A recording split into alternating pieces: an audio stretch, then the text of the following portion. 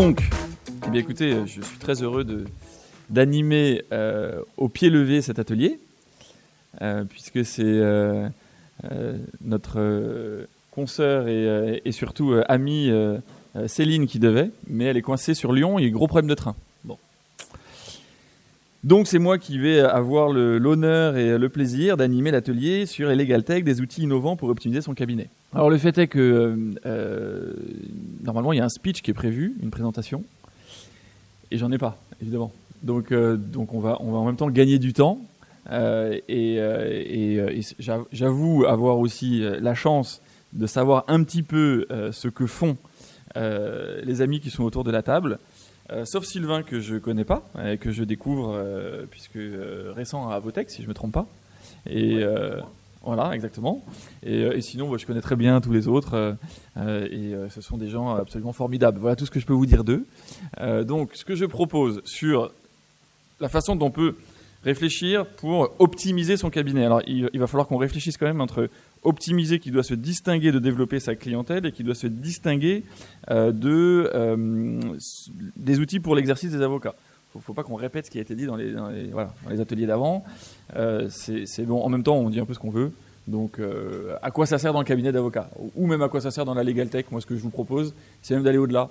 Comme c'est un atelier un peu le dernier, la salle n'est pas complètement pleine, c'est comment vous pensez changer le monde. Voilà, moi c'est ça qui m'intéresse. Et donc, parce que je pense qu'il y a parmi vous des porteurs de projets qui ont objectivement une ambition. Alors Louis, c'est certain. Sylvain va nous expliquer comment. Gaëlle, je sais qu'elle n'est pas très très loin de Saturne. Voilà. Et Franz est dans l'orbite de Mars déjà. Donc voilà. Alors, ce que je propose, c'est de commencer par Gaëlle, qui est donc fondatrice du Global Institute. Il faut qu'un de ces messieurs lui donne un micro. Et donc, moi, la problématique que je poserais, qui n'est pas du tout comment optimiser son cabinet d'avocat, c'est comment tu vas changer le monde avec le Global Institute, à quoi ça sert et où vous allez. Voilà. Ça me va bien. Changer le monde, c'est exactement ça. Alors, le Global Institute, c'est quoi? Comme son nom l'indique, c'est un institut mondial qui a vocation en fait à effectivement changer le monde. Changer le monde de l'apprentissage, changer le monde pour accompagner les professionnels dans la transformation numérique, dans la transformation sociétale que nous avons tous vécue et que nous vivons tous. Aujourd'hui, dans l'apprentissage, on a un apprentissage qui est très expertise, métier, ce qu'on appelle du hard skills, et il nous manque tout le reste. Quand je dis tout le reste, c'est-à-dire tout ce qu'on appelle aujourd'hui le soft, ce qui va être de la relation, ce qui va être du business, qui va être, on en parlait, du legal design, de rendre clair les choses. Et l'objectif, c'est vraiment, finalement, l'ambition, c'est juste de créer un petit peu l'université 2.0. C'est-à-dire qu'on prend l'université qui existe aujourd'hui, on a la chance en France d'avoir une université avec un accès pour tous, qui n'est pas cher, mais c'est un petit peu vieillot, désolé Simon. Ah, mais je sais de quoi je parle, j'en fais partie. Donc voilà, un petit peu dans la naphtaline. Et donc, l'objectif du Global Institute, et ce qu'on a fait avec le premier DU, c'est de prendre les meilleurs experts du monde entier. Quand je dis meilleurs experts, par exemple, on veut tous un exemple. On veut tous un exemple, j'en ai un ici. Voilà, exactement. Alors, il n'y en a pas qu'un, il y a beaucoup de personnes ici aujourd'hui qui sont dans ce DU Legal Tech. Et on a eu, et l'Université de Montpellier nous a suivis en leur disant, alors les professeurs d'université, c'est bien, mais c'est pas assez. Il faut qu'on arrive à mixer des chercheurs, des entrepreneurs, non, ce n'est pas un gros mot, s'associer publiquement avec des startups. Donc, l'Université de Montpellier a un partenariat vraiment avec Predictis. Et on fait de la pub pour Predictis, entre guillemets, en tant qu'université. Ça, c'est vraiment nouveau. On a des chercheurs, on a tout un type des professionnels, évidemment, des avocats, des juristes. À l'étranger aussi? Et justement, et donc du coup, c'est de se dire... Je tends des perches, moi, pendant les discours. Vu qu'on va tout révolutionner, déjà on va révolutionner le monde entier, donc on va s'adresser à tous les étudiants, et en plus ces experts, on va aller les chercher dans le monde entier.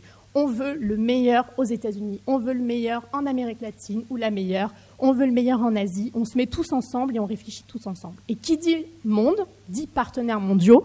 Donc on a parlé tout à l'heure Simon, mais on a la chance d'avoir le codex de Stanford, qui est en Legal Tech la référence absolue, puisque c'était les premiers à parler d'un mix entre l'informatique et le droit, qui nous accompagnent, avec qui on travaille depuis 1 an. On a commencé à faire des cours et aujourd'hui, ils vont nous co-stamper, faire un co-certificat, un co-diplôme du DU Legal Tech.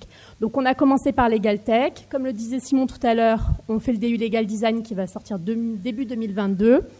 Un DU en Data Science Management, Data Scientific Management.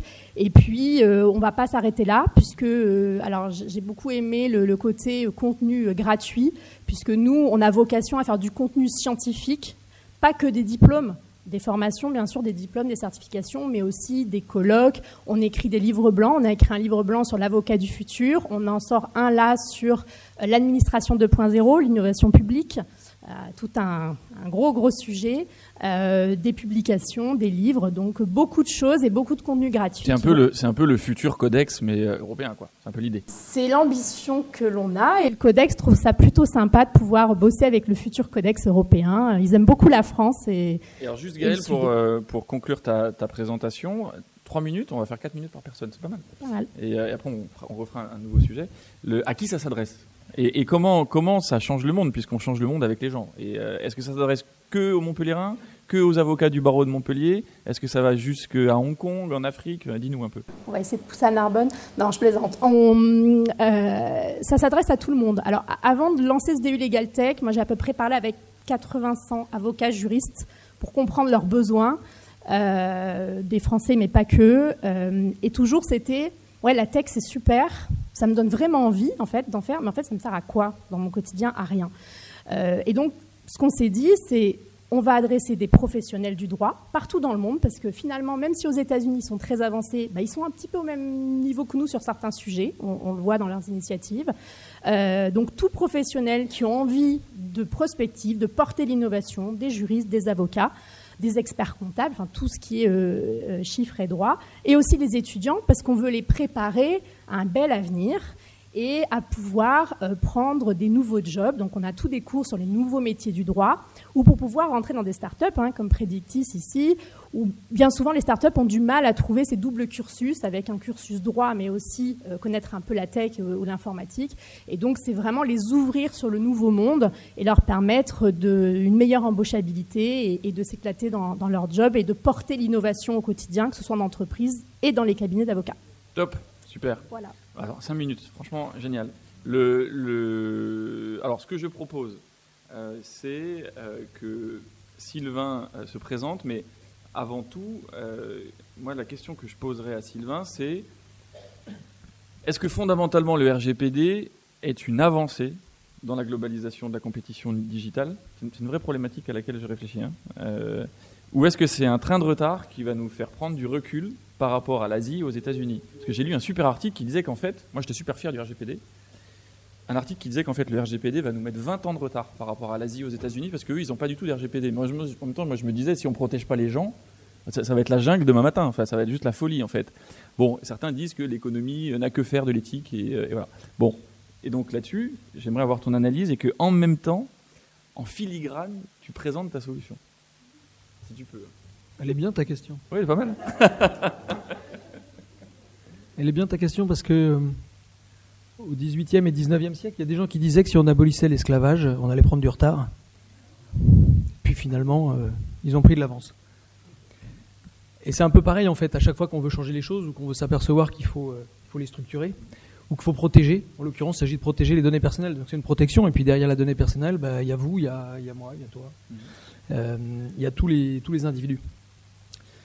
Quand on commence à vouloir protéger, c'est aussi une liberté fondamentale.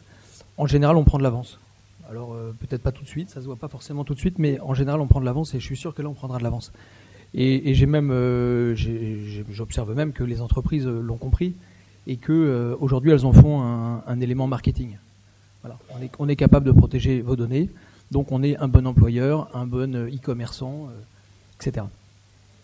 Après, tu voulais que je présente ? Oui, alors je crois savoir que tu es passé, ou tu es toujours dans un cabinet d'avocats assez prestigieux qui est DS. Tu nous raconteras un petit peu ton histoire.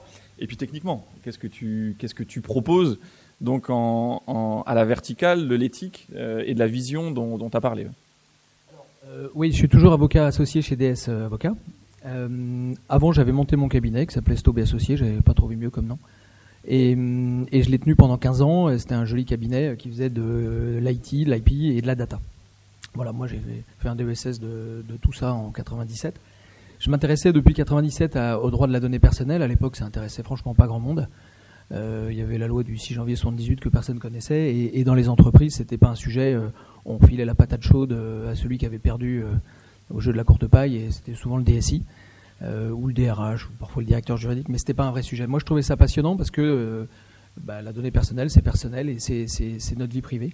Et je voyais bien que forcément, l'augmentation des flux de données allait arriver à quelque chose qui finalement est arrivé au RGPD. Et donc, quand le RGPD est arrivé, dans les premières versions des textes, nos clients, on avait la chance d'avoir des beaux clients, beaucoup dans les médias, avec qui on travaillait sur la question des données personnelles, nous ont dit, vous connaissez la loi de 78, donc vous connaissez le RGPD, donc vous allez continuer avec nous. Bien, monsieur le client, on est ravis. Simplement, c'est plus du tout la même chose. Alors, je ne sais pas si vous connaissez un peu le RGPD, et je ne vais pas vous faire un cours là-dessus. Mais en fait, le RGPD, ça n'a rien à voir avec la loi de 78 d'avant pour les entreprises, d'un point de vue pratique et même d'un point de vue juridique. En fait, c'est une vraie révolution, c'est une innovation en fait. C'est une nouvelle gouvernance dans l'entreprise et ça vise toutes les entreprises, les TPE, les PME, les ETI, les grands comptes, les collectivités territoriales et les cabinets d'avocats notamment. Une nouvelle gouvernance qui consiste à connaître les flux de données personnelles qu'on a et quasiment toutes les données qu'on a dans l'entreprise sont personnelles. Ça veut dire en gros connaître tous les flux de données dans l'entreprise. Dans la DRH, dans la direction des achats, dans la direction commerciale, marketing, bref, partout, dans chaque filiale, dans chaque usine, partout. Et ça, c'est complètement nouveau. C'est à peu près la même chose que quand on a commencé à processer le droit du travail. Ça concernait tout le monde, et puis avant, il y en avait moins, et puis après, il y en avait plus. Pareil pour le droit financier, le droit comptable, etc. Donc, c'est une vraie innovation. C'est quelque chose de bouleversant pour l'entreprise. Et donc, puisque nos clients nous faisaient la gentillesse de nous proposer de les accompagner sur le RGPD, je me suis dit, ça marchera jamais sans logiciel. C'est pas avec mon pauvre Excel que je vais y arriver. Avec des groupes comme Lagardère ou autres, je m'en sortirai jamais. Donc, il faut que je trouve un outil. Donc, j'ai cherché s'il y avait des outils.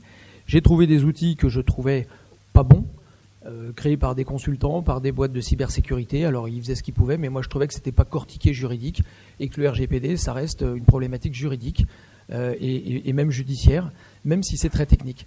Donc, comme ça n'existait pas, je me suis dit qu'il fallait le créer. J'ai mis 1 an à faire les specs en prenant les 99 articles du RGPD, les 173 considérants, tous les avis de la CNIL, du CEPD, enfin le G29 à l'époque.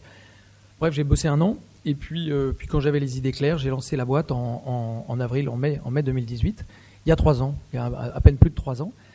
Et c'est parti extrêmement vite.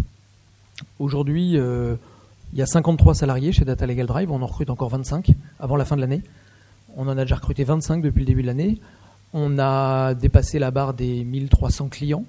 On est présent dans tous les secteurs, dans toutes les tailles d'entreprise, depuis AXA ou Manpower, la Banque Postale, jusqu'à Doctrine, qui fait partie de nos amis, ou Louboutin. Enfin, voilà, on passe par tous les domaines. Et ça, c'est passionnant parce qu'on voit aussi la réalité de la protection de données personnelles dans tous les types d'entreprises. On est présent dans 25 pays, alors pas nous physiquement, mais les clients sont présents dans 25 pays et le logiciel est traduit en 9 langues. Bref, on a grimpé assez vite.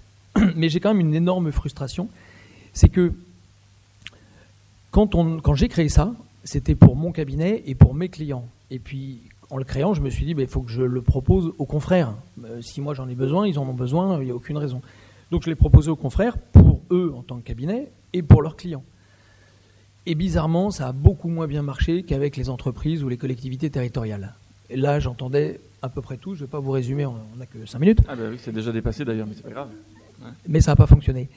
Alors ça commence tout juste. Aujourd'hui, il y a une 50aine de cabinets en France, c'est rien, qui utilisent Data Legal Drive pour eux et pour leurs clients. Mais je peux vous dire que pour ces 50 cabinets, c'était un moyen de fidéliser les clients existants, de trouver des nouveaux clients parmi leurs prospects, et de renforcer leurs équipes en data, voire de créer des équipes en data, de créer une nouvelle activité, des honoraires, du chiffre d'affaires. C'est pas plus bête que ça. Accessoirement, ça leur permet aussi de se mettre en conformité. Moi, j'attends, mais en fait, j'attends pas vraiment, le jour où il y aura en couverture du Canard enchaîné le nom d'un cabinet d'avocats français qui se sera fait retoquer qu'une amende pour manquement à la protection des données personnelles, avec le fameux nul n'est censé ignorer la loi, sauf les avocats. Ce jour-là, ça va être catastrophique parce que c'est toute la profession qui va en pâtir et qui sera la risée. Alors moi, je milite pour ça et merci monsieur le bâtonnier d'avoir échangé avec moi là-dessus, pour que nos organes doctrinaux, le CNB que je suis allé voir, le barreau de Paris que je suis allé voir, désormais le barreau de Montpellier, qu'à un moment donné, on dise, en fait, c'est pas une option, les cabinets doivent être conformes, c'est quand même le minimum qu'on peut leur demander, de respecter la loi, surtout quand ça touche à des données personnelles de prévenus, de salariés, de clients. Et donc, juste pour finir, par rapport au tarif public qui est en ligne, j'ai dit dès le début à mes directions commerciales, on divise par 3 le prix pour les avocats, même un peu plus, c'est 30%. Les avocats ne payeront que 30% du prix public parce que ce sont des confrères et parce que je pense que je dois le faire. Alors pas trop sur le prix parce que c'était ma question qui venait après. Donc on va, j'ai des petites bottes secrètes comme ça, donc garde les questions de là, prix. J'en ai dit la moitié. Ah non, il faut s'arrêter. Non, mais continue, mais pas sur les questions de prix. Non, mais à la limite, je peux couper parce qu'on va revenir là-dessus. Non, mais voilà, c'est simplement pour dire ce message, ça marche super bien, mais pas très bien avec les avocats. Ça va venir, il faut juste un peu le temps que... Mais tu m'as forcé à dévoiler ma botte secrète d'après. Bon, c'est pas grave. C'est la question que j'allais vous poser. La question que je vais vous poser après vos présentations, c'est est-ce que vous pensez que vous êtes ajusté en termes de prix ? Discutons de choses qui fâchent, justement, avec les avocats qui sont face à vous. C'est vachement intéressant comme sujet. On verra après. Alors, Franz, nous avons donc, pour finir, en termes de présentation, comment allez-vous changer le monde, puisque c'est la problématique que j'ai renversée par rapport à l'atelier, la blockchain, et ensuite l'intelligence artificielle, ou la prédictibilité, ou la prévision, ou Minority Report. On va voir. Ça sera pour finir. Alors la blockchain, c'est mon péché mignon, c'est mon sujet de prédilection, c'est même ce que j'enseigne à l'université, un peu. Je ne fais pas non plus des amphis de 500 sur la blockchain, mais voilà. Et donc là-dessus, Franz, est-ce que tu penses que la blockchain va changer le monde ? Alors moi, j'en suis convaincu. Et je pourrais même te voler ton intervention pendant 5 minutes. Mais je peux pas. Mais non, l'exercice fait que je ne suis plus en présentation, je suis en modérateur. Donc je compte sur toi pour représenter l'étendard et pas que les crypto-monnaies, s'il te plaît. Et voilà. Après, cela dit, on peut aussi avoir une approche humble, voire discrète et pourquoi pas rassurante de la blockchain. C'est toi qui vas nous dire, est-ce que tu es plutôt blockchain champagne ou blockchain sérénité, fiabilité ? Ok, merci Simon, merci au barreau de Montpellier, monsieur le bâtonnier. Alors, moi je suis plutôt discretos, quoi. Hein. Moi je suis venu dans cette sphère un peu bizarre des avocats entrepreneurs parce qu'en 2016, je suis avocat d'affaires, droit des sociétés, et donc je tiens les registres de mes clients, tu vois, les registres de titres qu'on remplit à la main. Les registres des procès-verbaux avec des petits trous où on se bat avec les photocopieurs, registre du personnel. Et un jour, tu as un client qui m'envoie le gros tableur Excel après la levée de fonds. Tu vois, tu as 50 noms, tu as plein de mouvements. Il me dit, vous pourrez me tenir un jour le registre ? Et donc, tu commences à écrire à la main, en crayon de papier pour ne pas te tromper. Tu repasses. Il dit, mais pourquoi je ne le fais pas en ligne, ce truc, quoi ? Et on n'avait pas le droit. On a du papier partout. On est les crevards des registres. Ah non, mais la vie était moche quand même. Infernal. Et puis tout d'un coup, il y a un coup de baguette magique. C'est un décret du 24 décembre 18 où on dit, voilà, vous pouvez mettre vos registres de titres sur, attention, un dispositif d'enregistrement électronique partagé en français juridique, langage clair, c'est dans une blockchain. C'est-à-dire que un 24 décret, décembre. Un 24 décembre, c'est le chouette cadeau. Avec Franz, on a fêté ça. On a fêté Noël ensemble. On l'attendait depuis juillet, ce sacré décret. Donc, ce qui veut dire que dans le texte du décret, vous devez utiliser un système d'enregistrement partagé. Donc oui, c'est blockchain. Donc pour ceux qui ne savent pas, la technologie blockchain est le sous-jacent de ce qu'on appelle les bitcoins, qui est donc une crypto-monnaie. Et c'est pour cette raison que la blockchain a un peu une réputation sulfureuse de spéculation, etc. Donc, je préfère utiliser le terme de dispositif d'enregistrement électronique partagé, parce que c'est le vrai sens de blockchain. Ce qui est important dans blockchain, c'est les maillons. C'est que chacun des maillons de cette chaîne a la même mémoire. Ce qui fait que s'il y a un des maillons qui tombe, on garde la mémoire. Et si on parle de blocs, c'est qu'on va faire ça tous les 4 mégaoctets, on va se partager des blocs entre nous, on les enregistre, on est tous une mémoire. Si je vous dis 1789, vous êtes tous capables de dire que c'est la Révolution française. Je vais vous donner une autre date, 1214, Bouvines. Très important. Maintenant, vous l'avez tous, cette date. Si l'un d'entre nous disparaît, il y a toujours cette date qui est là.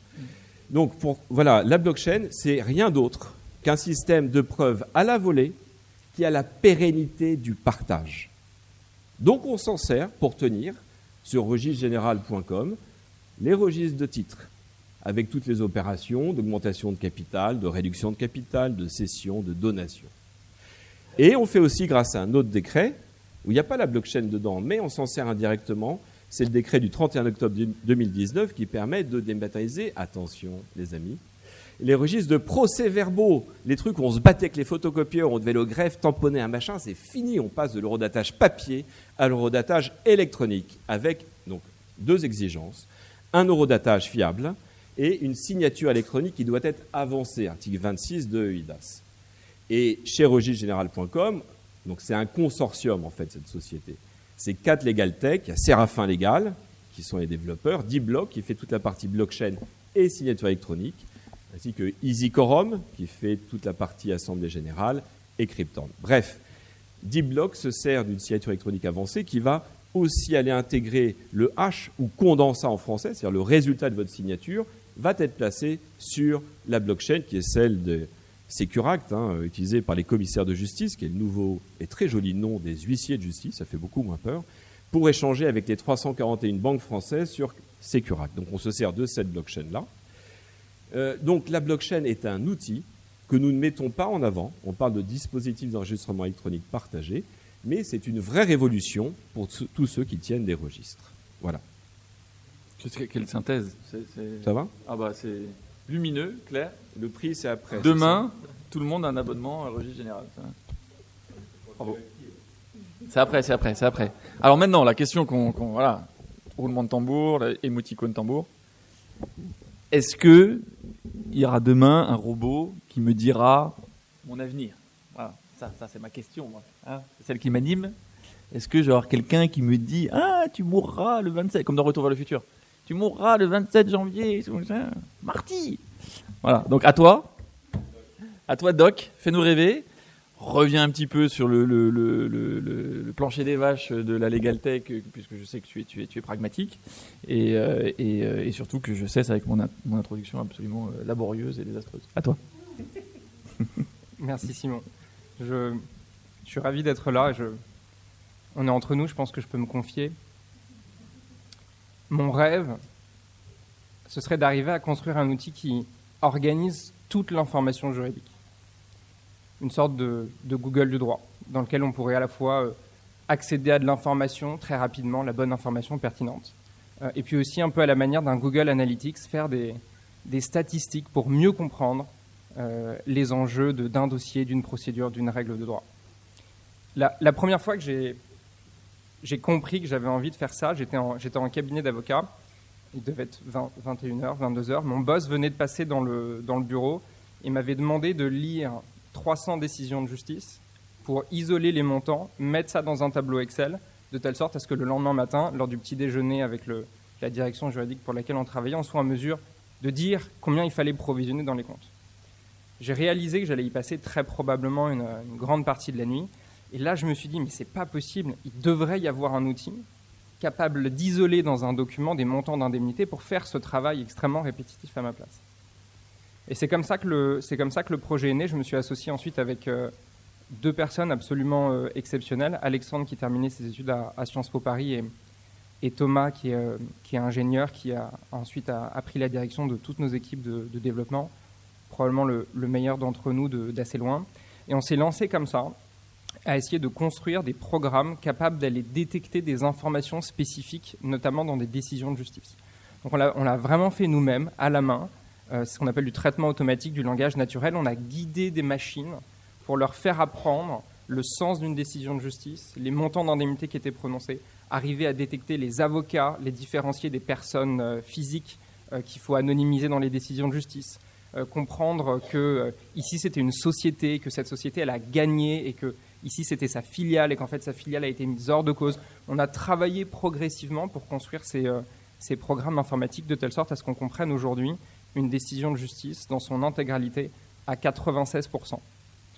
La différence entre une lecture humaine et une lecture de machine, en fait, elle tient pas tellement à la différence de véracité, elle tient à la vitesse.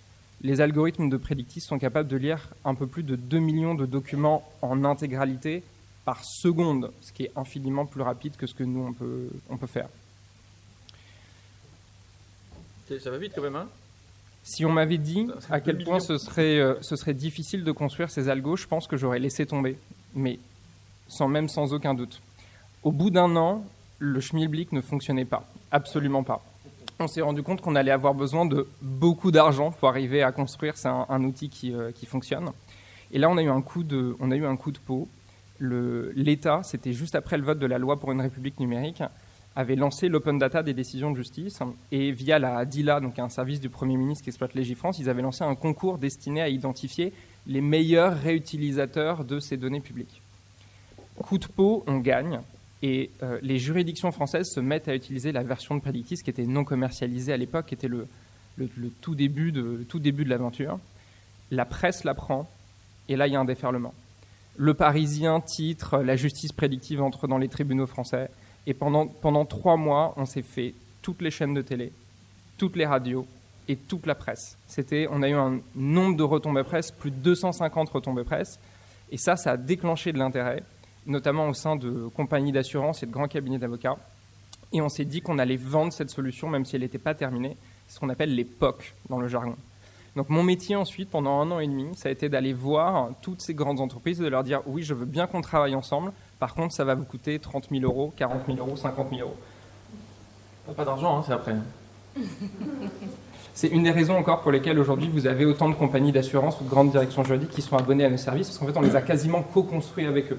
Parfois en cachant un peu pudiquement le stade précoce du développement du logiciel. Voilà, donc aujourd'hui, aujourd'hui Predictis, c'est une entreprise qui fonctionne bien. Il y a un peu plus de 2000 avocats qui sont abonnés à nos services sur le territoire. Il y en a dans quasiment tous les barreaux. La quasi-totalité des grands cabinets d'avocats utilisent nos services. La quasi-totalité des compagnies d'assurance utilisent nos services. La quasi-totalité des directions juridiques du CAC 40 utilisent nos services. Donc c'est un produit qui s'est très largement développé. Et mon rêve, pour continuer, parce que du coup je le nourris, ce serait d'arriver à faire ça, mais dans un maximum de pays.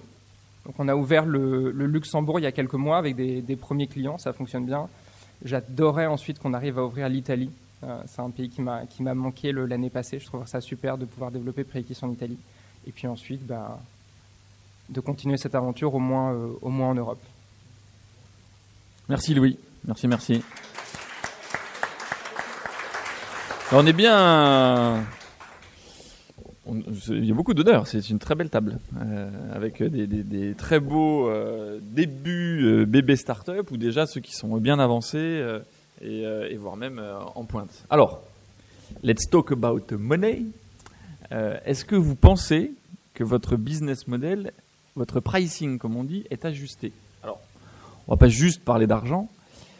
La question qui est derrière, j'aime bien mettre des questions de fond et puis faire un peu des blagues un peu moisies par-dessus, mais l'idée quand même qui me taraude et qui à mon avis mérite d'être éclairée, c'est on est quand même un peu la génération du tout gratuit avec le téléphone, à partir du moment où, alors je connais la phrase, hein, si c'est gratuit, c'est toi le produit, etc. Mais il n'en demeure pas moins que quand je veux trouver la maison des avocats en voiture, Google me le procure gratuitement. En tout cas, il ne me manque pas d'argent sur mon compte du Crédit Agricole.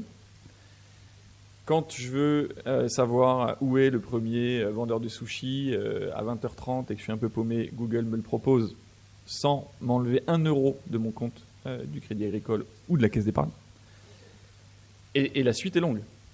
Alors certains sont Slack, il faut payer dès que tu vas avoir plus de machin, etc. Certains sont LinkedIn, etc. Mais LinkedIn, même gratuit, ça marche super bien. Vous voyez, donc en fait, il y a une espèce d'acculturation d'une génération dont on fait partie, pas que les jeunes, nous aussi un peu, avec une puissance de frappe énorme, gratuite. Alors c'est le modèle publicitaire qui est derrière, etc. Mais la logique selon laquelle, moi c'est des questions que je me suis posées, hein, sur là où les startups dans lesquelles j'ai eu le plaisir et l'honneur de participer, est-ce qu'on attaque le marché gratuitement, donc ce qu'on appelle du freemium, et ensuite on fait payer à un certain niveau? Est-ce qu'on fait payer un tout petit prix en espérant tout de suite couvrir le marché parce que c'est quasiment pas cher, ou on fait payer très très cher et on mise sur le fait d'avoir peu de clients, mais c'est pas grave parce qu'ils payent très cher. Voilà. C'est un peu là où je veux vous amener. Et vous avez, de manière hyper intéressante, 4 parcours singuliers. Parce qu'en fait, vous n'êtes pas du tout sur les mêmes veines. Ou en tout cas, vous êtes un peu plus ou moins dans la legal tech, mais pour le coup, sur 4 rampes de lancement différentes. Donc c'est à mon avis hyper intéressant de discuter de ça. Alors il faut que je m'excuse encore une fois auprès de Céline, puisque je m'étais donné comme objectif de ne surtout pas respecter la thématique. Et en fait, en parlant de pricing, on respecte carrément la thématique, puisqu'on parle d'optimisation, et notamment d'optimisation des cabinets d'avocats. Donc ça m'embête un peu de respecter la thématique, mais je pense que c'est quand même intéressant de discuter de ça. Donc, changeons d'ordre et commençons par Franz. Et on va remonter comme ça. Qu'est-ce que tu en penses, Franz ? En fait, c'est quoi la question exacte ? Ben, comment tu gères ton pricing ? Comment tu as géré ? Quelle est ton aventure avec ton pricing ? Et est-ce que tes clients revendent, ou au contraire, tu vois, comment tu as géré le truc ? Ouais, mais c'est intéressant parce qu'effectivement, on a des prix très différents. Moi, comme regisgénéral.com, on vend des registres. On ne vend pas des registres au kilo, mais au kilo-octet. C'est quoi aujourd'hui le prix du papier ? En gros, pour avoir les classeurs noirs avec lettres d'or, là, qu'on déteste, qui sont cachés au placard au fond, qu'on n'ouvre jamais. Bon, en gros, c'est 250 € en papier pour avoir tous les registres pour une boîte. Durée de vie d'une boîte se plante en 5 ans. C'est ça en gros. Donc ça te fait 50 € par an. Je dis quand même, nous, c'est vachement plus commode qu'en papier, parce que tu as les fonctions d'autocomplétion, de calcul de titre. Donc c'est dit, on fait 100 € par an par société. Voilà. 100 € par an. Tu tiens 5 ans, ça te fait 500 €. C'est plus cher, mais c'est mieux. En revanche, ce que j'ai souhaité faire, c'était que la prise d'un abonnement, ce soit que au moment où on apporte la vraie valeur ajoutée, qui est le moment où on va certifier le registre avec ta signature électronique avancée. Donc, tu vas gratuitement sur le site, vous pouvez y aller, regisgénéral.com, vous créez votre compte avec juste un email, vous cherchez la société qui vous intéresse, vous dites, voilà, je suis mandataire, commencez à remplir, vous pouvez faire tous les registres, mais au moment où vous allez certifier pour donner une valeur légale, il y a quand même, il faut qu'on se paye, choisis un abonnement. Les retours du terrain, c'est que pour des boîtes qui ont une vraie activité, c'est parfait. Tu as des experts comptables, ils reviennent me voir, mais c'est 100 € par mois ou par an ? Je dis par an. Ah, c'est vraiment pas cher, hein. Tu dis, j'ai raté mon pricing. Mais en fait, c'est le bon truc, tu vois. Mais en revanche, il y a toute une population de sociétés, je pense aux SCI, tu vois, elles ont une AGO par an. Elles doivent avoir un registre pour faire preuve de prescription aux administrations fiscales. Donc, on a créé une offre dédiée, qui est l'offre carnet. Et là, c'est pas 100 €, c'est 39 €. Tu as 7 certifications sur 5 ans. Donc en gros, voilà, c'est bon, tu payes tes 39 €, tu es dans la légalité et tu as accès aux 3 registres. Mais tu n'en as que 7. Tu dépasses, tu reprends un carnet. Et ça, c'est le retour terrain qui nous l'a fait faire, ce truc-là. Donc toi, tu as immédiatement tapé juste ? Non, puisque l'offre carnet, on l'a créée il y a 2 mois. Donc au début, tu t'es rendu compte que au début, on était à 100 quand même. €, ça allait, mais tu as des gens qui disent, c'est trop cher. Bon, voilà. Et donc du coup, et là ils aiment beaucoup, c'est la 39 €. Et est-ce qu'ils revendent ? Est-ce que le cabinet achète comme ils achètent la licence Windows, en fait, sans revendre, ou est-ce qu'ils revendent cash ? En fait, ce qui va se passer, c'est qu'ils prennent genre le truc à 39 €. Après, il faut quand même les remplir, les registres. Hein. C'est-à-dire, il faut aimer les registres, mais enfin, ils nous le rendent pas toujours. Et donc, tu vas passer au moins 1 heure à remplir les registres. Donc, tu vas facturer. Tu fais 1 heure d'horaire plus frais. Puis là, ils mettent ce qu'ils veulent. Donc, en fait, ça va entrer dans leur facture de tenue de registre pour le client. Donc, aux avocats, tu leur proposes d'utiliser l'outil pour optimiser. Tiens, on est en atelier. Hein. On est vraiment pour optimiser mais eux, de le facturer dans la mission, quoi. Eux, ils font ce qu'ils veulent. Soit l'avocat paye, soit le client paye. Et puis, à la fin, ils refacturent ce qu'ils veulent, les avocats. C'est juste un autre outil. Au lieu d'être sur du papier, tu es sur un écran. Tu as des exemples de refacturation par avocat pour voir combien ils gagnent ? On parle argent, hein. Ceux qui n'aiment pas ça, désolé. Hein, il y en a un qui facture 175 € la prestation et dedans tu as 39 € hors taxe, hein, tout ça, de registre. D'accord. Donc voilà. Et puis les avocats, voilà, en général on leur fait un bon de réduction de moins 10%. Mais je voulais dire au monsieur le bâtonnier que comme on est à Montpellier, c'est le 34. Eh bien on va faire un code spécial Montpellier moins 34%. Hein? Allez. Merci Franz. Gaël. Oui, allez-y. La mémoire. Demain, votre boîte coule. Qu'est-ce que ça devient ? D'abord, on sait nager, donc ça va. Mais mais très, très juste question. Et la réponse est à 3 niveaux. Première chose, la mémoire, quand vous allez travailler les registres de la société de votre client sur le site regisgénéral.com, vous pouvez télécharger les registres quand ils sont certifiés, signés. Hein, donc déjà, vous avez normalement sur votre disque dur à vous le registre. Deuxième niveau, c'est l'intérêt de la blockchain, c'est la pérennité. C'est-à-dire que même si Registre Général disparaissait, l'inscription du hash sur la blockchain, lui, perdure. Et on met à disposition de nos clients, s'ils veulent nous quitter, ils peuvent très bien aller voir un autre prestataire, on est un peu triste, mais on leur donne un gros fichier .zip où il y a tout ce qu'ils ont mis chez nous, ils le retrouvent dans le fichier .zip. C'est ce qu'on appelle la réversibilité, non ? C'est la réversibilité, exactement. Donc en termes de mémoire, vous avez ces 3 degrés de sécurité qui donnent une pérennité. Qui en plus, je crois, est une obligation légale. Hein. Donc de toute manière, le client est protégé par la loi. Voilà. En précisant que ce qui est sur la blockchain n'est que le condensat, hein, ce n'est pas le document clair. La confidentialité est respectée. Merci France. Gaël, est-ce qu'on peut former la Terre entière au même prix ? Alors je dis ça, je connais bien les business models de Gaël puisqu'on bosse ensemble. Pour vous donner une idée, alors juste un petit, j'aime bien faire l'intro, évidemment je te laisse dire rien, mais pour vous donner une idée, donc on bosse avec Stanford, Codex, ils vendent des certificats à $50,000, $80,000. Et ils s'en foutent que vous ayez de l'argent ou pas. Hein. Et les gens achètent dans le monde entier. Alors nous, à l'Université de Montpellier, Global Institute, $50,000, j'en ai parlé au président. J'en ai pas parlé au président, tout simplement. Voilà. Et en même temps, on se disait très récemment, avec Gaël, ça serait quand même juste énorme que le Global Institute forme l'Amérique latine, enfin participe en tout cas, forme l'Afrique, forme les pays où les jeunes gens, les jeunes pros, les jeunes étudiants n'ont pas du tout le même niveau de vie et pourraient quand même avoir accès. Si on arrive à faire ça, c'est quand même le truc qui est juste fantastique parce que tu formes vraiment des jeunes à travers le monde entier sur un truc auquel tu crois profondément, la Legal Tech. Et en même temps, t'es super fier, quoi. Enfin, tu te couches le soir, tu te dis j'ai fait un truc juste énorme. Donc voilà. Et donc on parlait de ça. Et donc ça veut dire, tu vois, 10, 20, 30 balles, 50 balles, quoi. C'est difficile d'aller beaucoup au-dessus. Hein. À 100, 200 euros, t'as la moitié de la population terrestre qui peut pas s'offrir le diplôme. Donc comment tu résous l'équation ? Alors, déjà sans aller si difficile, loin, hein, ce que je dis, hein. sans aller si loin, en France, les professionnels n'ont pas l'habitude de payer leur formation. Aujourd'hui, on a mon compte formation, ex-CPF, les OPCO, le FIFPL, etc. Donc on le voit, même si le premier DU qu'on a lancé était à un tarif tout à fait attractif, on avait toujours, mais est-ce que c'est pris en charge ? Parce que moi je peux pas, j'ai pas envie de payer pour être formé. Donc on n'a pas besoin de traverser la planète pour voir ça. Premier postulat. Deuxièmement, oui, on arrive, alors on a cette chance de travailler, de commencer par travailler, de rentrer par l'université française qui propose des formations à des prix quand même attractifs et de faire monter des universités américaines qui coûtent extrêmement cher et qui acceptent du coup de co-certifier à des prix européens, entre guillemets, on va dire. Et donc ça nous permet de faire des tarifs tout à fait, on va être dans les 800, 1000 euros pour des étudiants et dans les 5000 euros pour des professionnels.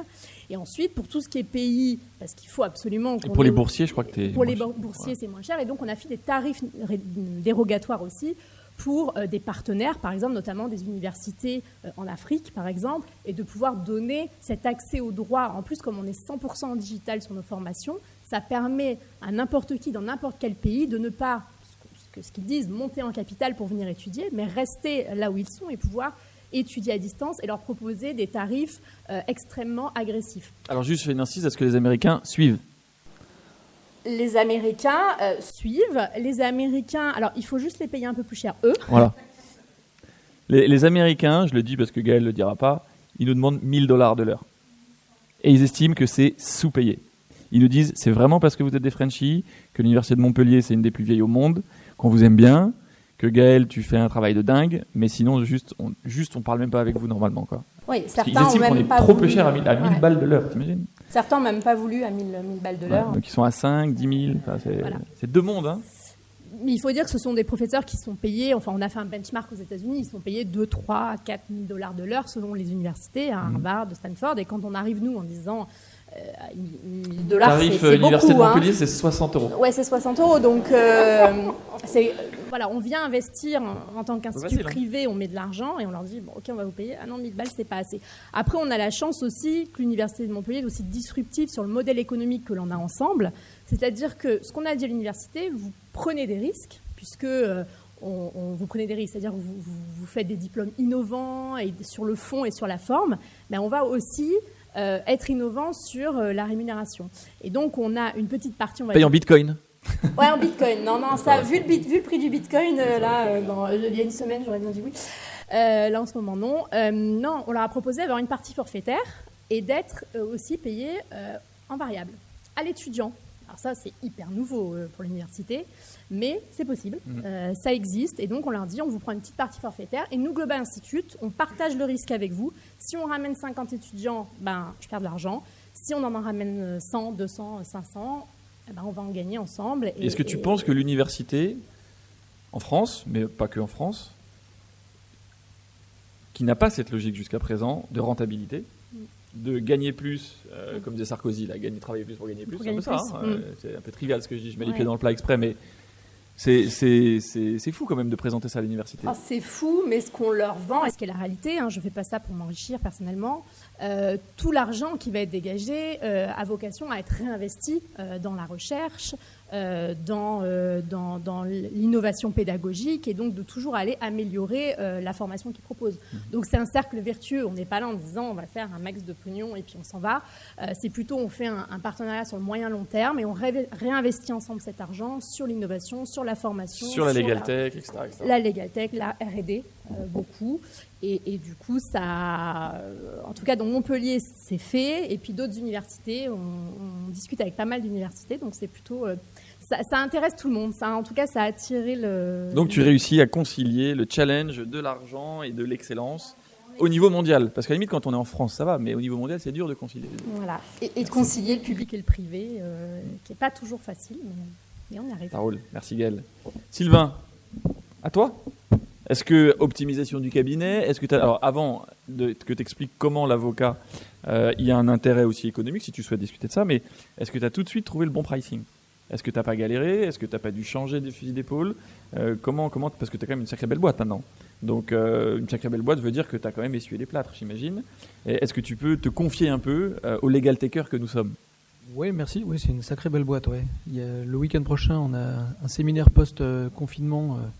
Il y aura 53 salariés devant moi et en fait, je commence à prendre conscience que c'est pas du tout un cabinet d'avocats avec 12 collaborateurs. C'est pas pareil. C'est une sacrée belle boîte et une sacrée belle aventure. On a eu pas mal de chance ou de pif en fait sur le pricing. Dès le début, on a... c'est un logiciel en SaaS, donc déjà c'est facile, c'est de la licence. Alors on affiche des tarifs mensuels, mais en réalité il faut payer à l'année, donc c'est un truc de commerciaux, mais bref, c'est un prix annuel. On s'est dit que d'abord, ça ne serait pas au nombre d'utilisateurs, parce que le RGPD, c'est déployé dans l'entreprise, le logiciel est collaboratif, et si dans une boîte, il faut 25 personnes qui s'en occupent, ça ne sert à rien qui se limite à 12 pour payer moins cher. Donc, ce n'est pas au nombre d'utilisateurs. En revanche, c'est à la taille de société, c'est en fonction de la taille de société. C'est un peu compliqué de faire payer une PME le même prix qu'AXA ou réciproquement. Non, c'est pas au chiffre d'affaires parce que c'est impossible de connaître le chiffre d'affaires. La taille de l'entreprise, en nombre de salariés, c'est plus facile. Voilà. Après, on peut toujours tricher. Il doit y avoir une barrière à 250 ou à 500, donc évidemment, on peut être en dessous ou au-dessus, mais c'est à la marge. Donc en fait, on a fait un prix pour les moins de 250, les moins de 500 et puis les moins de 1000. Et puis au-dessus de 1000, c'est sur devis parce que de toute façon, on est dans des groupes, 1000 salariés, on est dans des groupes et en fait, l'unité, c'est l'entité, le nombre d'entités. Donc, il peut y avoir une boîte de 500 personnes avec un seul numéro de RCS. Bon, voilà, ils vont avoir un prix. Puis, il peut y avoir une boîte de 250 personnes, mais il y a 5 numéros de RCS, donc 5 registres. Finalement, on vend du registre, on fait un peu comme toi. Donc, un registre RGPD, si on a morcelé parce qu'on a des peurs de CSE, en fait, on va devoir faire 5 registres. Tant pis, il faudra payer 5 fois. Alors évidemment, si on a 10 registres, on fera un tarif et donc on sera sur du surdevis. Mais pour le dire plus simplement, c'est en fonction de la taille et la taille, c'est en fonction du nombre de salariés. Voilà. Et on est tombé à peu près juste. On a un peu rehaussé En fait, on a remorcelé. Avant, c'était les moins de 500, et puis après, on a dit on va séparer les moins de 250, les moins de 100 même. Et voilà, on a essayé d'affiner au mieux, mais on est resté à peu près dans ce prix-là, qui est entre 2003 pour les petits et 10 000 pour les gros, et au-dessus, c'est sur devis. Donc évidemment, le groupe La Poste, vous imaginez le bousin, il y en a partout, la Banque Postale, Chronopost, DPD, forcément, c'est sur devis. Puis ils ont une direction des achats qui est assez musclée. Donc les prix ne sont pas en ligne. Voilà, en ligne, c'est entre 2003 et 10 000, et après, c'est sur devis. Il y a aussi les collectivités territoriales. Donc là, c'est aussi sur devis parce qu'on travaille beaucoup avec les groupements de collectivités, les CDG, les centres de gestion. Donc on embarque des départements entiers. Là, on doit avoir pris depuis le début de l'année notre 8e département. Il y en a 100 en France. Donc voilà, on a fait un petit bout du chemin. Et donc évidemment, après, en fonction du nombre de communes, ça peut être que du sur devis. Et puis après, il y a le prix que moi je voulais imposer pour les avocats, imposer en interne pour le proposer aux avocats, précisément pour faire la nique aux experts comptables et aux consultants en tout genre, aux DPO externes, en disant camarades, reprenons le marché, parce qu'au départ c'est quand même un truc de juriste. Et donc là, le tarif il est à 708. Voilà, donc ça fait 30% des 2340 dont je parlais tout à l'heure, et c'est purement corporatiste. Voilà. Moi, mon rêve, c'est qu'on arrive à trouver des accords avec des barreaux, avec la conférence des bâtonniers, avec le CNB, avec des incubateurs, pour dire les avocats doivent s'équiper. Ta question d'avant, c'était est-ce que ça peut être gratuit ? Je pense que la réponse est dans la question. On vend quand même quelque chose, et on vend freemium, logique freemium en fait. Oui, mais il y a un peu de freemium chez France, par exemple. Oui, mais dans la mesure où en fait, quand tu accèdes au logiciel, tu accèdes à tout le processus de mise en conformité du cabinet ou de l'entreprise. En fait, tu accèdes quand même à tout le savoir-faire. Une fois que tu l'as vu, évidemment, tu as besoin de l'utiliser, mais tu as déjà de l'information. Et puis, notre partenaire, et qui est devenu notre actionnaire, c'est le groupe Lefebvre Dalloz. Dalloz, édition législative, édition Francis Lefebvre. Tout le contenu de ces 3 belles maisons est dans le produit. Le code de la protection est dedans, toutes les fiches, toute l'actualité. Donc il y a une valeur, forcément. Alors, je ne sais pas si le prix est le bon, mais il y a une valeur. Optimisation du cabinet. Pourquoi les avocats optimisent ou pas avec ta solution ? Sur l'aspect mise en conformité du cabinet, c'est pas de l'optimisation. C'est jamais plaisant que d'aller payer 708 € pour se mettre en conformité. C'est comme quand on paye son expert comptable, on n'a pas vraiment l'impression d'avoir optimisé. Bon, en même temps, on est tous un peu obligés de payer l'expert comptable. Ou différents logiciels. Donc c'est pas ça l'optimisation. Ou alors si, c'est qu'on gère le risque. On évite de se faire rattraper par la patrouille, et on se dit aussi, si on a un peu d'éthique, après tout, j'ai les données de condamnation de mes clients, j'ai les données de tous mes salariés, de mes prospects. Ça me paraît pas anormal de payer 708 € pour pouvoir justifier auprès de mes salariés, de mes clients, de mes prospects. Il y a aussi les notions d'appel d'offres. Un gros cabinet, on est quand même souvent soumis à des appels d'offres où ils nous demandent de justifier de cette conformité. Donc là, on a un intérêt évident. On dit, voilà ce que je peux vous montrer qui permet de justifier que je suis conforme. Donc, c'est pas de l'optimisation au sens strict. En revanche, là où il y a moyen de gagner de l'argent, très clairement, et il y a une quarantaine, cinquantaine peut-être maintenant de cabinets qui le vivent, c'est en développant cette activité. Parce que finalement, pour un cabinet, un avocat, quand il veut développer l'activité data pour un client, c'est pas très compliqué. Il lui dit, premièrement, on se connaît. Deuxièmement, le RGPD, c'est pas moi qui vous l'impose, ça fait 3 ans qu'il est en application et 5 ans qu'il est en vigueur. Troisièmement, il y a un risque important pour vous, et cinquièmement, je peux vous aider. Je peux vous aider comment ? Je vais mettre à disposition un logiciel. Vous et moi, vos équipes et moi, on va travailler sur la cartographie. On va regarder ensemble ce que vous avez comme traitement dans votre DRH, dans votre CRM et dans votre direction marketing. On va remplir le registre qui est juste conforme à l'article 30 du RGPD, donc j'invente rien, je vous propose juste de faire le boulot avec vous. Et puis on va progressivement faire le registre. Et comme ça, vous pourrez en justifier. Et puis comme ça, vous pourrez en justifier auprès de vos clients, vos prospects, vos salariés. On va ensemble gérer la question des exercices de droit. Parce que vous êtes Fnac Darty, vous en avez 2 par minute des exercices de droit. Avec Excel, ça va devenir compliqué. Mais en fait, toutes les entreprises ont des exercices de droit, à commencer par leurs salariés, des problématiques de failles de sécurité, un besoin de gérer la politique des cookies, des sites web. Donc en fait, il y a tellement de choses à faire que si on le processe ensemble, monsieur mon client, bah non seulement ça ira plus vite pour vous, moi je vous dirais qu'on va le faire de A à Z 360 degrés, et puis surtout si vous voulez changer de cabinet d'avocat, vous aurez le logiciel, vous aurez l'information dedans, c'est pas blockchainisé, mais vous l'aurez quand même. Donc pour toutes ces raisons, on a intérêt à le travailler ensemble. Quand vous dites aux clients, bah moi je vous propose un forfait d'accompagnement conformité RGPD à, j'en sais rien, 5 000 € par an. Pour 5 000 € par an, je suis votre DPO externe, on fait ensemble la conformité, on la maintient, parce qu'évidemment, ce n'est pas un état la conformité, c'est un processus. Pour, j'en sais rien, 5 000 €, chacun fait comme il veut. Bah, dedans, vous embarquez 708 € de logiciel, vous avez gagné 2 ou 3 fois plus de temps que si vous l'aviez fait à la main. Vous pouvez passer d'un collaborateur à l'autre, le collaborateur peut changer de cabinet, vous aurez toujours le travail qu'il a fourni, et donc au final, vous allez gagner de l'argent. Vous allez gagner de l'argent sur la prestation elle-même. Mais surtout, vous avez créé une nouvelle ligne de produits, si je puis dire, ou vous l'avez développée. Parce qu'une fois que vous l'avez fait pour 2, 3, 4, 5 clients, bah c'est très facile de le faire pour 10, 15 ou 20 clients finalement. Vous avez un outil, un logiciel, vous pouvez industrialiser en réalité cette chose-là. Et la fidélisation est beaucoup plus intéressante parce que quand un client sait que son cabinet d'avocat maintient la conformité avec un outil, il n'a aucune raison d'en changer. Exactement comme un cabinet d'avocat qui maintient le portefeuille de marque ou le registre des titres de la société. Beaucoup moins de raisons d'en changer. Merci Sylvain. Nous gérons le timing à merveille, en toute indépendance, sans que Sophie n'ait besoin de me le rappeler en faisant les gros yeux. Je trouve qu'on est très très bon sur le timing.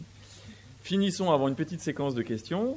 Louis, alors pareil, c'est toi qui vois, est-ce que tu as essuyé les plâtres au début? C'est toujours intéressant, en plus tu es sur l'évangélisation, donc produit de rupture. Comment tu as fait? Ça c'est vraiment pour les legal takers que nous sommes. Est-ce que tu as des tips, des conseils? Et enfin, est-ce qu'il y a de l'optimisation? Est-ce que les avocats ont... Voilà, ça vaut le coup, quoi, financièrement. Voilà. Cher. S'agissant du prix, il faut toujours faire le plus cher possible, même hors de prix, dans la mesure du possible.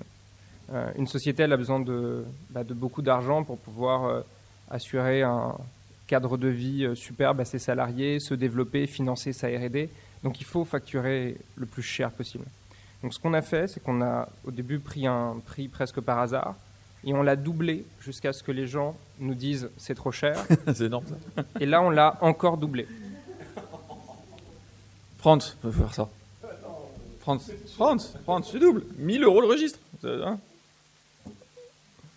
Et ensuite, il y a des négociations qui peuvent se mettre en place, parce que ça, c'est le grand jeu de toute façon de la négociation. Et en ce moment, d'ailleurs, on discute avec votre barreau. J'espère qu'on trouvera un accord. Il y a des possibilités d'obtenir des réductions sur le prix catalogue, notamment en participant au programme 100 000 décisions de justice. On propose à tous nos clients d'apporter leurs décisions de justice au sein de la base Predictis, que ce soit des compagnies d'assurance, des directions juridiques ou des cabinets d'avocats. Ça permet évidemment d'une part de les retrouver ensuite grâce au moteur de recherche, évidemment de faire des analyses statistiques, donc vous pouvez calculer quelle est la probabilité que vous gagnez un dossier basé sur vos propres décisions, calculer votre propre taux de succès, le montant moyen de vos articles 700, etc. Pour une entreprise, vous pouvez cartographier tout votre contentieux d'un coup, donc il y a un intérêt intrinsèque à apporter les décisions.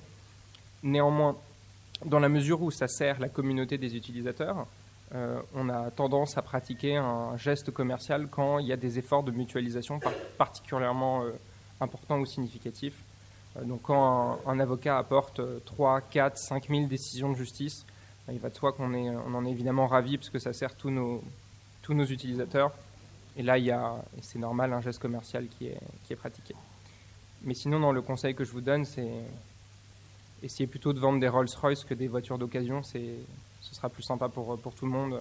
Vous aurez des meilleurs clients, vous gagnerez plus d'argent, vous aurez des plus belles marges opérationnelles. Ce sera plus chouette. Ok, top. Petite séquence de questions, comme ça on respecte le timing et on est bon. Est-ce que vous avez des questions? T'as pas dit le prix en fait. C'est combien Predictis? Ah, il dit ce qu'il veut, on n'est pas... Ah là là là là là là. Le prix il dévoile pas tout. Sur devis.